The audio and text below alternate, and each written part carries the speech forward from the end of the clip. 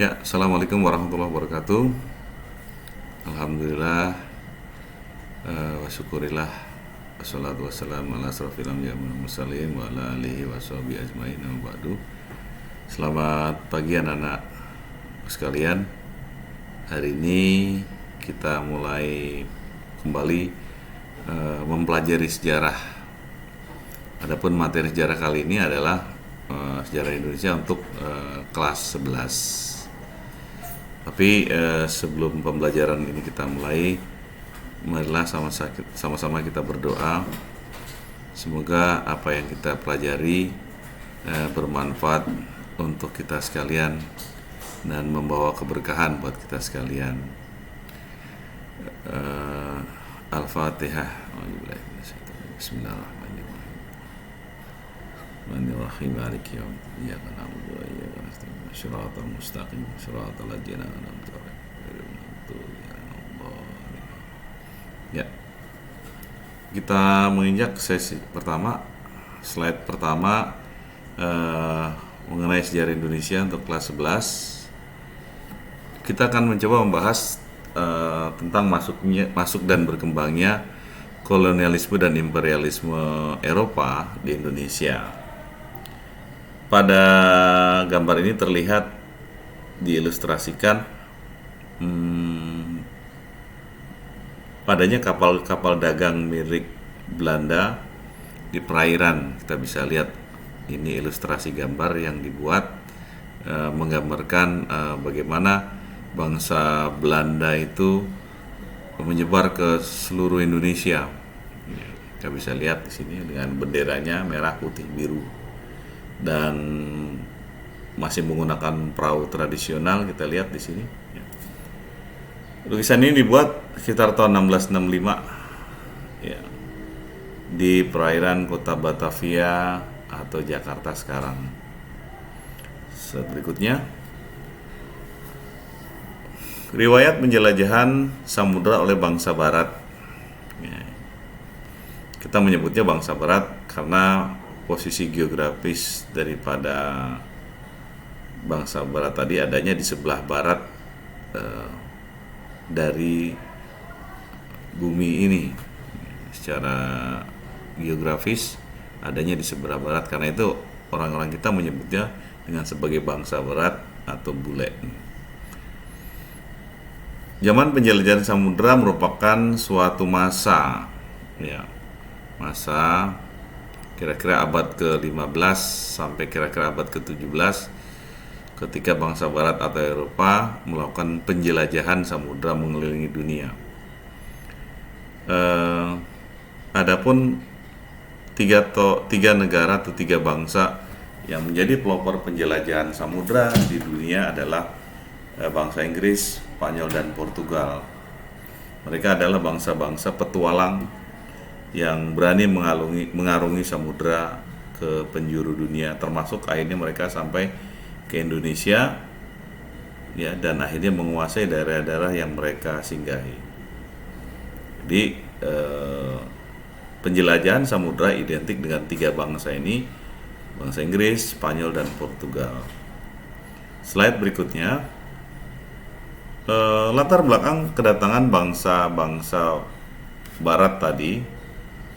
Mereka menjelajahi samudra, salah satunya adalah disebabkannya jatuhnya kota Konstantinopel tahun 1453 ke tangan bangsa Turki Ottoman. Kita tahu Konstantinopel ini adalah pusat rempah-rempah perdagangan dunia yang dulunya dikuasai oleh bangsa Romawi.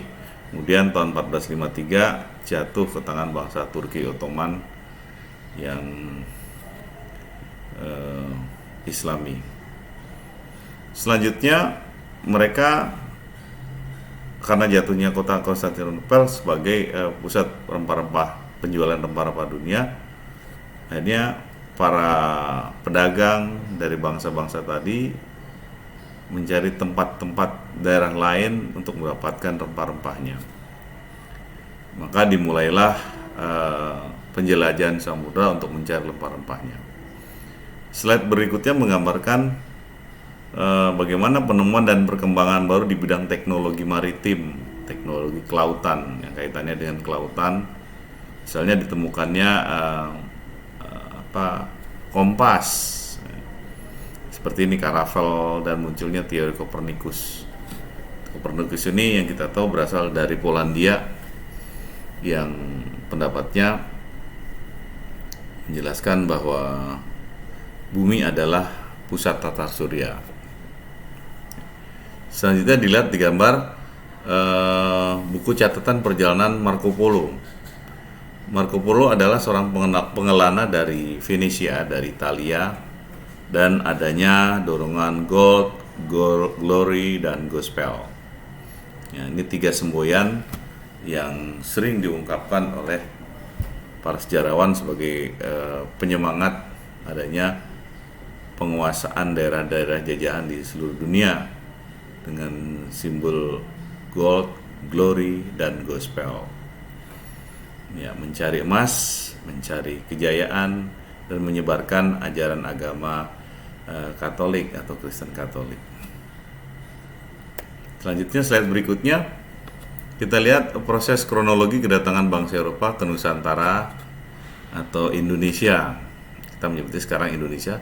Dulu gugusan pulau yang tersebar itu bukan Indonesia namanya, tapi Nusantara. Dalam bahasa Jawa disebutnya Nuswantoro. Nusa itu pula, Wantoro itu antara dari banyak antara pulau yang tersebar di antara benua Asia dan Australia. Menyebutnya Nuswantoro atau Nusantara. 1602, tahun 1602, James Lancaster adalah orang Inggris yang bekerja untuk EIC, kantor dagang Inggris, yang melakukan pelayaran ke Indonesia dan kapalnya tiba di Aceh. Jadi orang Inggris sudah lebih dulu untuk masuk ke Indonesia. Yang pertama kali orang Inggris adalah James Lancaster. Kita lihat kronologis tahunnya sekarang berdasarkan tahun. Pertama, tahun 1511 muncul tokoh yang namanya Alfonso de Albuquerque. Ini orang Portugis, berhasil menguasai kota pelabuhan Malaka. Ya, dia kuasai Malaka itu di bawah pimpinan Alfonso de Albuquerque. Lalu yang kedua, tahun 1521 muncul tokoh yang namanya Sebastian del Cano, berasal dari Spanyol, melakukan pelayaran bersama Ferdinand Magalhaens.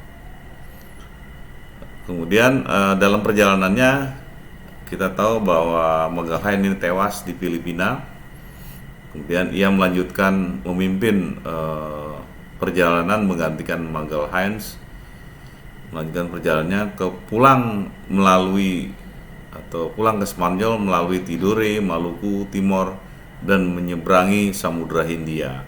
Itu dilakukan oleh Sebastian del Cano, seorang bangsa Spanyol, tahun 1521. Kemudian poin yang ketiga adalah tahun 1579, ini berdasarkan kronologi waktunya, Sir Francis Drake kemudian berhasil mendarat dan berlabuh di Kerajaan Ternate dan dijamu oleh Sultan Ternate atau Sultan Babulah. Ya, ini bisa kita lihat. Lalu yang keempat, tahun 1596, Cornelis de Houtman tiba di Banten, tepatnya di ujung pulau di bagian barat, tahun 1596 dengan menggunakan 4 kapal besar, ya, mendarat di Banten. Ya.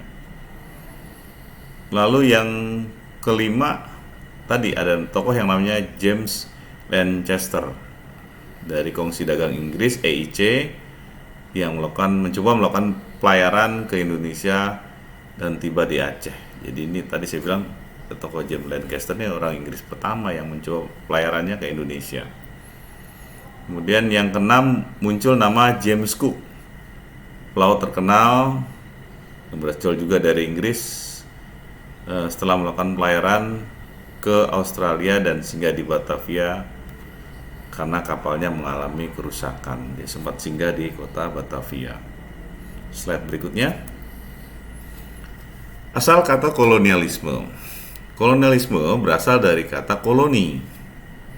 Koloni itu artinya wilayah kekuasaan. Misalnya ada istilah koloni Inggris,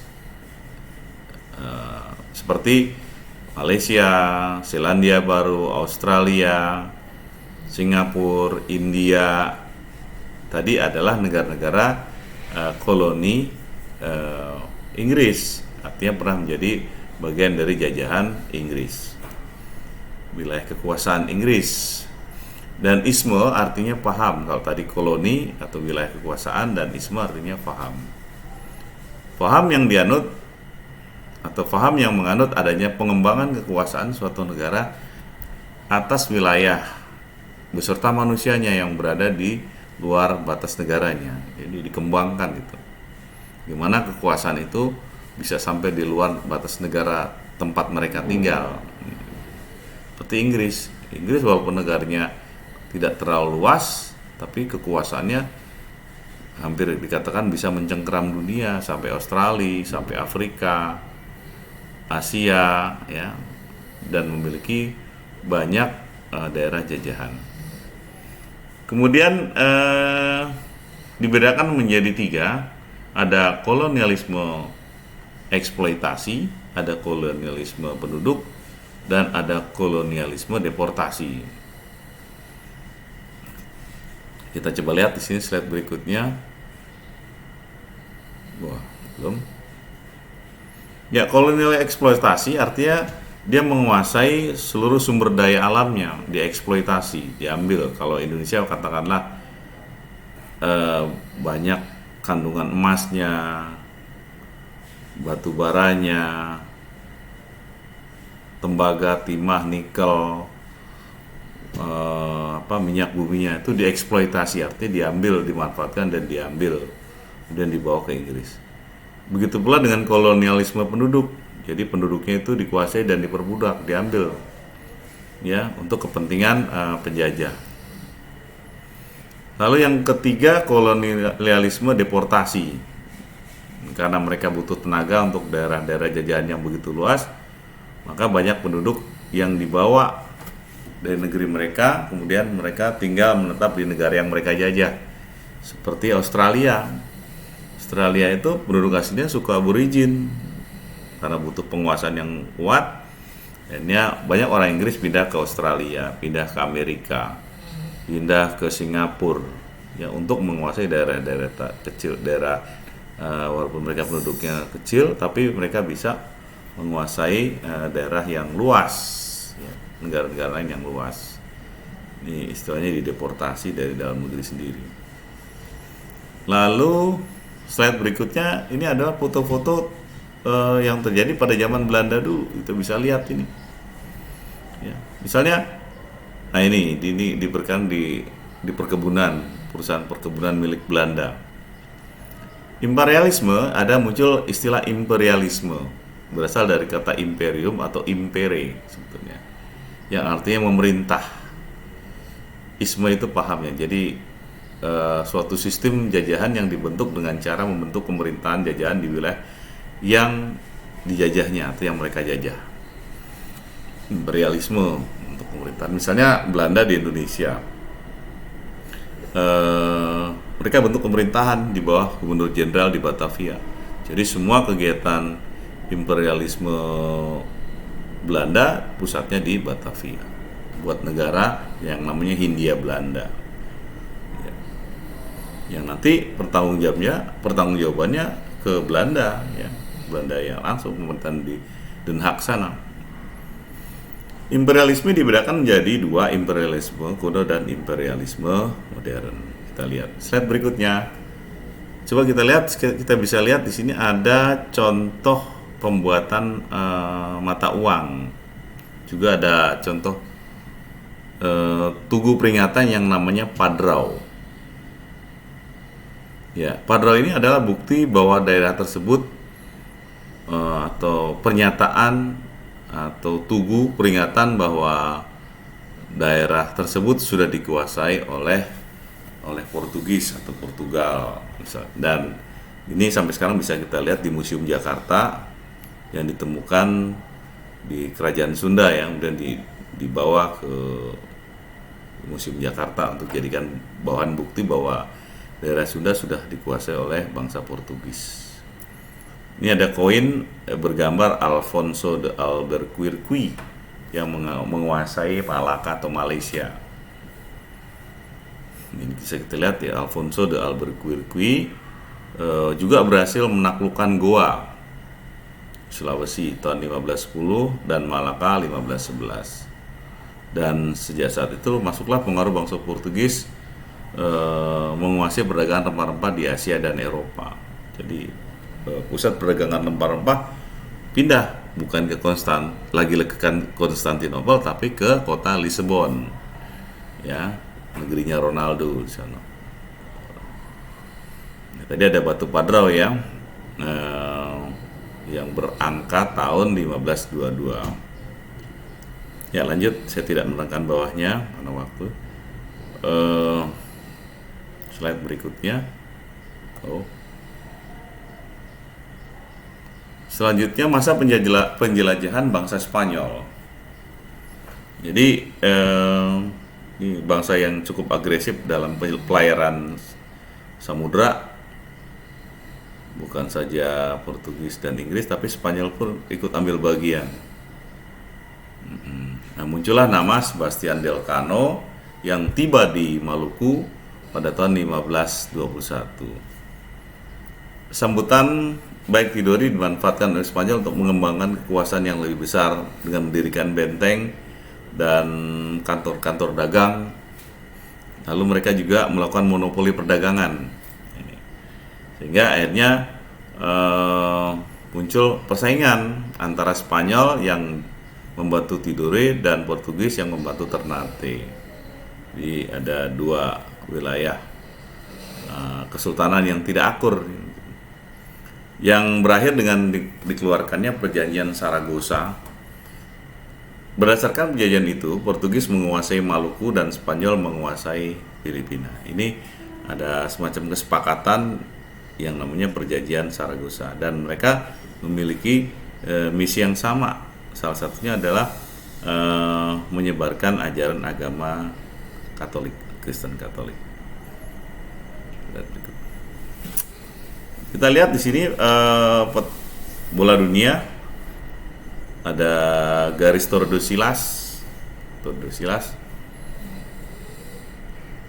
Dalam Tordesillas adalah nama perjanjian. Selain tadi ada Saragossa, di sini ada Tordesillas atau Tordesillas.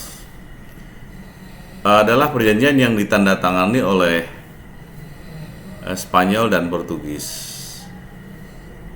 Tordesillas adalah nama salah satu provinsi di Valladolid di Spanyol, berangka pada dilakukan pada 7 Juni 1494 yang membagi wilayah dunia di luar Eropa menjadi dua poli, ya, antara Spanyol dan Portugal. Jadi untuk menghindari konflik dibuat lagi perjanjian Tordesillas atau Tordesillas, ya, di Spanyol. Walaupun mereka mempunyai misi yang sama, dengan sepanjang waktu, sepanjang suatu meridian, kira-kira kalau di dalam kilo itu ada 1550 km sebelah barat Kepulauan Tanjung Verde. Jadi inilah gambaran daripada pembagian kekuasaan, ya, gimana nanti dilengkapi dengan perjanjian Saragossa untuk mempertegas perjanjian Tordesillas tahun 1494. Lanjut. Ini berikutnya adalah potongan koin yang bisa kita lihat. Ini di zaman VOC dengan masuknya Belanda ke Indonesia. VOC dibentuk tahun 1602 sebagai upaya memperkuat diri dalam menghadapi persaingan dagang dengan bangsa lain atau dengan negara lain, karena sesama bangsa Eropa pun mereka bersaing dalam bidang perdagangan dan ekonomi. Selain tiga negara tadi, muncullah Belanda di kemudian hari, atau Dutch, ya, yang masuk ke Indonesia. Contoh-contoh yang dilakukan bagaimana menguasai Indonesia adalah dengan membuat mata uang. Ini bisa kita lihat. Ini mata uang yang dikeluarkan oleh VOC pada tahun 1735. Bergambar, nah ini ya. VOC ada tulisannya dan bawahnya ada lion, singa ya. Bagian belakang dari VOC tadi. Tugas mereka adalah kebijakan yang dikeluarkan oleh pemerintah VOC adalah pertama melakukan monopoli perdagangan, kemudian melakukan ekstirpasi, ya, menebang tanaman yang kurang menghasilkan atau menguntungkan bagi perdagangan di Indonesia, khususnya perdagangan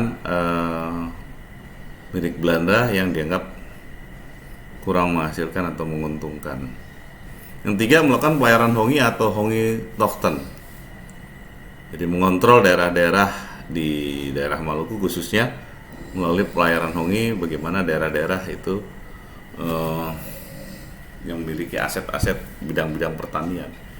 Yang keempat adalah strategi divide et impera atau politik adu domba untuk melemahkan kekuasaan raja-raja di Nusantara atau di Indonesia. Ini politik yang cukup terkenal, politik pecah belah atau divide et impera.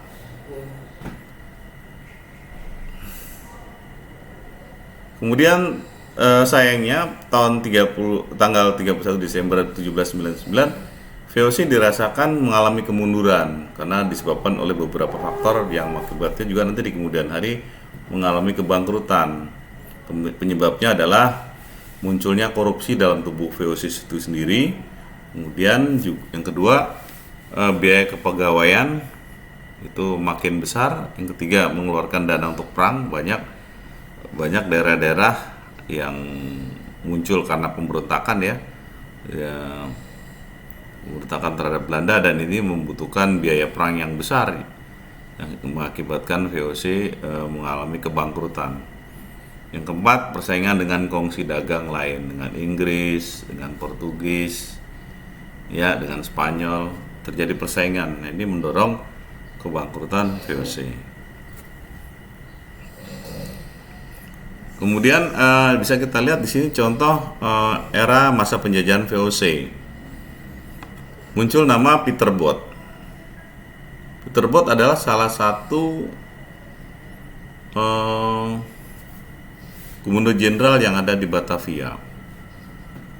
Kebijakan yang dilakukan Peter Both antara lain adalah membangun markas besar VOC di Ambon, lalu menguasai perjanjian dagang dengan Maluku. Ya. Dia berhasil bernegosiasi dan mengadakan perjanjian dagang dengan Maluku, lalu juga menaklukkan Pulau Timor, mengusir Spanyol dari Tidore, kemudian juga mendirikan kantor dagang VOC yang mula-mula di Banten, kemudian di Jayakarta. Ini pada tahun 1611. Ini adalah foto Peter Both. Selanjutnya, Gubernur Jenderal Jan Pieter Jonkun. Jan Pieter Jonkun adalah Gubernur Jenderal Batavia berikutnya. Kebijakannya adalah memindahkan markas besar VOC dari Ambon ke Jakarta. Kemudian dia juga berhasil mengusir orang Inggris dari Pulau Run yang diam-diam tetap melakukan perdagangan dengan penduduk Banda. Lalu mengusir dan melenyapkan penduduk asli Banda. Jadi banyak orang-orang Banda, Pulau Banda yang diusir, ya, disingkirkan. Lalu menerapkan kebijakan ekstirpasi, penebangan pohon-pohon atau hutan-hutan ya yang dianggap kurang produktif, kurang menghasilkan tanamannya, dilakukan pembakaran. Muncul nama tokoh William Daendels. Daendels adalah keturunan bangsa Perancis yang membentuk ibu kota atau Republik Batav. Dia adalah Gubernur Jenderal perwakilan Napoleon Bonaparte di daerah jajahan di luar Prancis. Yang terkenal dari William Dandeles yang hidup pada tahun 1808 sampai 1811 adalah pembuatan jalan yang dilakukan secara kerja rodi, kerja paksa dari ujung barat Pulau Jawa sampai ke ujung timur Pulau Jawa. Makanya jalannya disebut sebagai Jalan Dandeles atau Jalan Raya Pos, The Groot Postweg. Ya, diperkirakan panjang dari jalan ini adalah 1.100 km. Maksudnya apa? Untuk mempermudah mobilitas pasukannya di Pulau Jawa.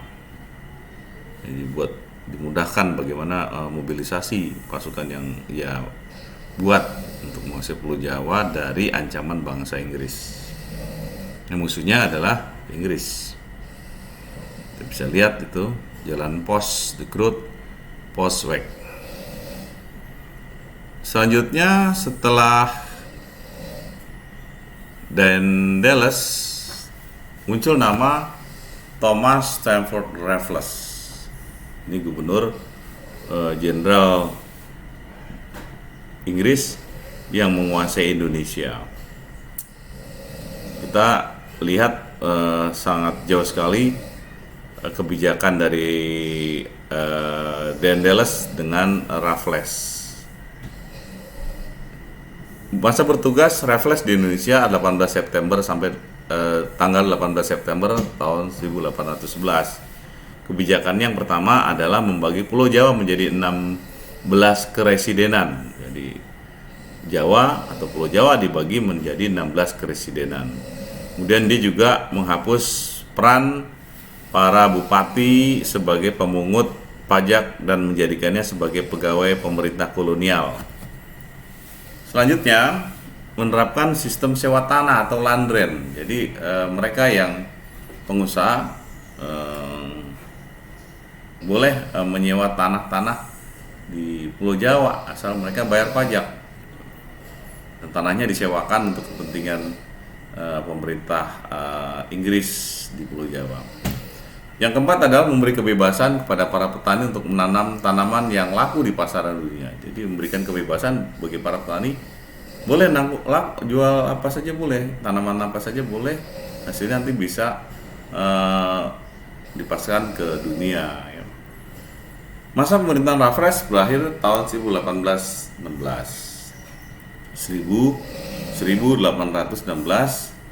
dan digantikan oleh John Vandal Jr.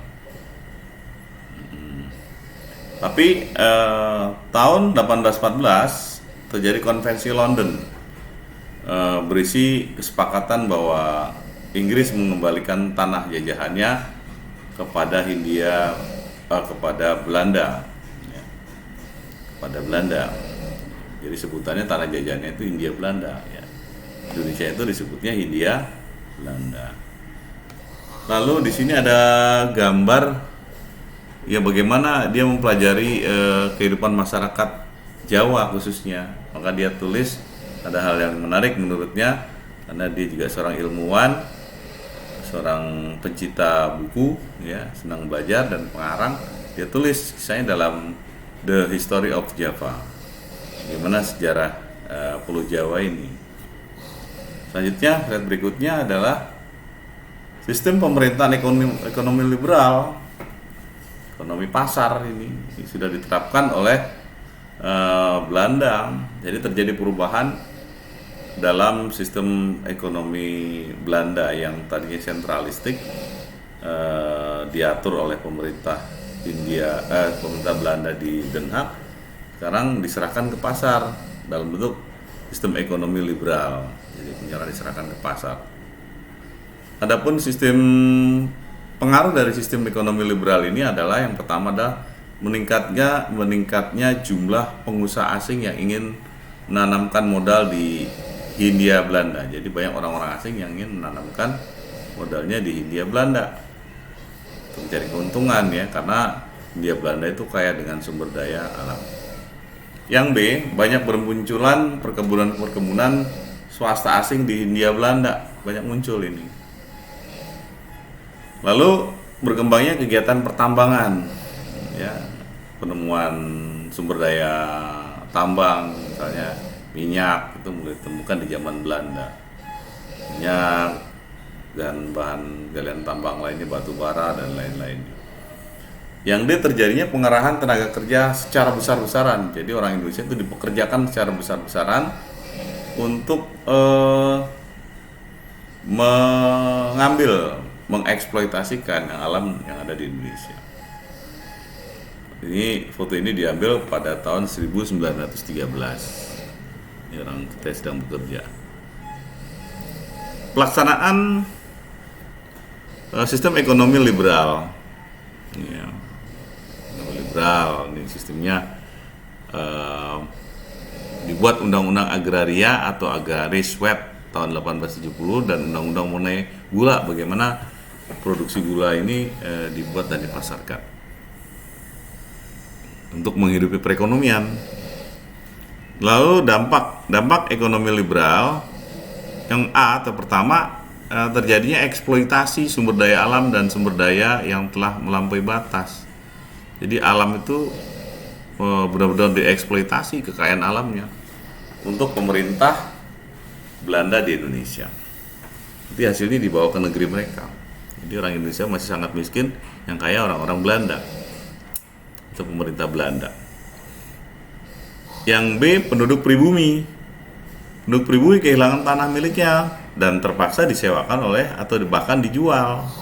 Jadi kekayaan alamnya disewakan atau dijual. Yang C, mereka terpaksa menjadi kuli di tanah mereka sendiri. Kita bisa lihat di sini. Pelaksanaan politik etis. Latar belakang munculnya politik etis pertama, adanya kritikan dari kaum humanisme. Jadi orang yang berpikir tentang rasa kemanusiaan, ya, terhadap kebijakan politik pintu terbuka karena dianggap memeras.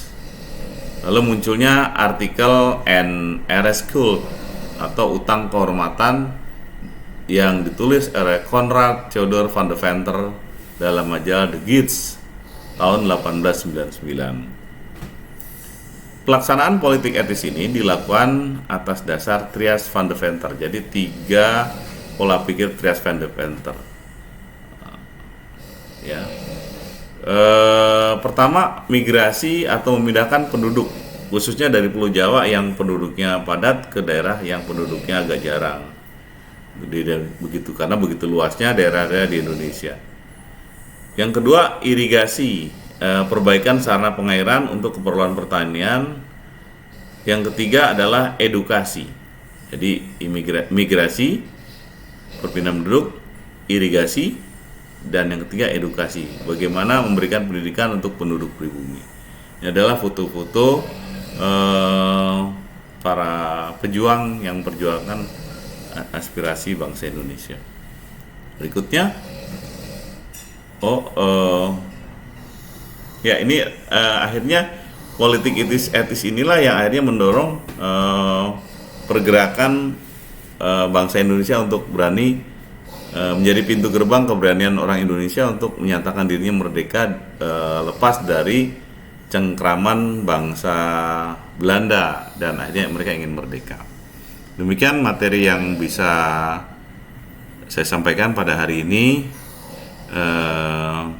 Nanti kita akan sambung dengan materi berikutnya. Saya akhiri, mudah-mudahan bermanfaat untuk pembelajaran berikutnya. Saya akhiri, wassalamualaikum warahmatullahi wabarakatuh.